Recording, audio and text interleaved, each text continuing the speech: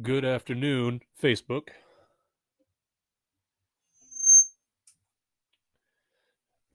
Sunday, Sunday the 3rd of May. It is 2:15 p.m. Pacific Daylight Time. Didn't print out any forms or graphs, any documentations, figures, because that's something I'm more focused on during the week. During the weekend, I tend to be a little bit more free flowing and extemporaneous in what I want to talk about.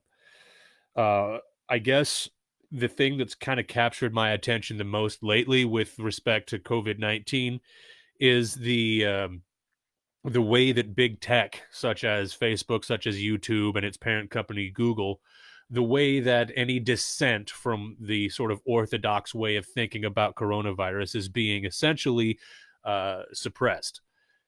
Facebook is taking any page that seeks to organize a protest, and it is removing those pages. And the CEO, Mark Zuckerberg, openly admits this.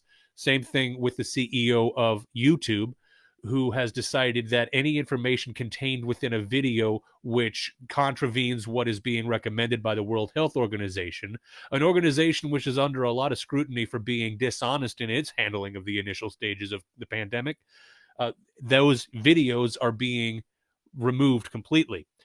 Now, as I mentioned before, this is censorship, and it is permissible because this is not the government clamping down on freedom of expression, rather a privately owned entity taking increased steps to control the content that exists within their network and their system. So there's little way that you could argue that what they're doing is illegal. And I don't think that many people are making that argument. What there is, however, is a growing fury with the way that these kinds of things are progressing. There are people who have an extremely well educated point of view on the medical science behind what's happening with coronavirus. There are people who work in the medical field. There are people who will produce videos and go online and say, I work in an emergency room and these are some of the things that I've experienced. Some of what I've heard people say is more than just a little bit disconcerting. People who believe that, as I keep mentioning, the seroprevalence surveys indicate that many millions of Americans, many more than are being reported, have contracted the disease. I've heard people talk about an infection mortality rate as low as 0.03%. 0.03% of the population of the United States will die from COVID-19. I've heard people who go on the internet and make videos kind of like this one. They claim to be medical experts. They say that they are nurses or doctors who work in emergency departments at various hospitals. And they say that they are being pressured to make, or rather to indicate the cause of death as being COVID related, even if doing so goes against what they are perceiving in their position as the one filling out the death report. And so some people within the medical profession are going out there and saying that they are being pressured to falsify their own reporting so as to make the numbers look more grim than they really are. And it's it's being suggested that the people who are doing this are doing so because as long as the numbers continue to trend the way that they are and continue to indicate what they've been indicating, then the mitigation requirements and the containment strategies that we're using and implementing right now can continue in perpetuity. I've heard a lot of people tell me in conversation or comment on Facebook that they believe that the lockdown is not going to end at the end of the month, that it's going to get extended again and again and again until Governor Inslee is satisfied that a vaccine is available and that the entire population of Washington state can be immunized against coronavirus. That's not going to happen for a long time. What if it's true, though? I'm not a conspiracy theorist. I tend to look for a pattern in things that makes sense, and I like to reinforce those patterns with fact. So I'm curious, what if it's true? What if there is a desire for the entire country to be governed along the same lines as the way that Facebook and YouTube are now governing their own content?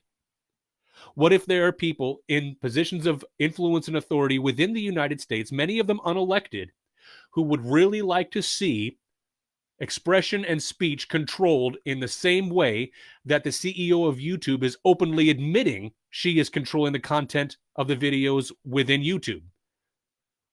And the way that Zuckerberg is openly admitting he is controlling the content of information on Facebook. Anything that's flagged as misinformation or harmful is just removed. These are big companies controlling a vast amount of information.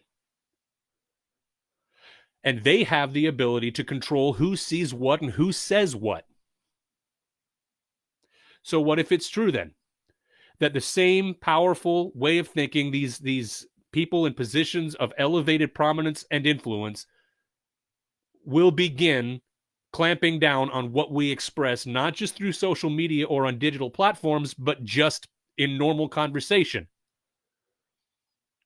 Because things definitely look to be trending that way. It's always done under the auspices of wanting to promote public health, something that nobody in their right mind would openly argue with.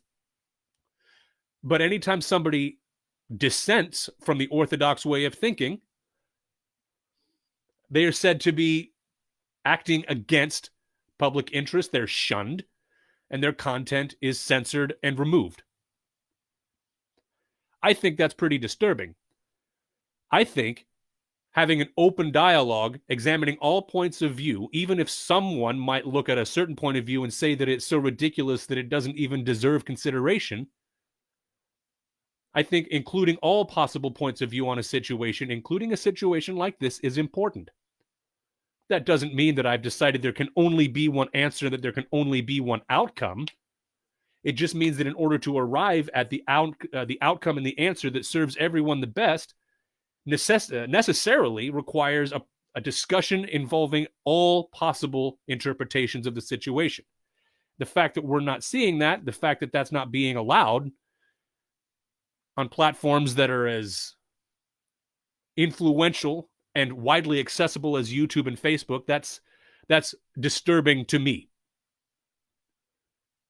If all the information out there points to that these mitigation efforts are exactly what we should be doing, and in fact we need to do it even more severely, if that's truly where all the information is pointing, then of course anybody would support that.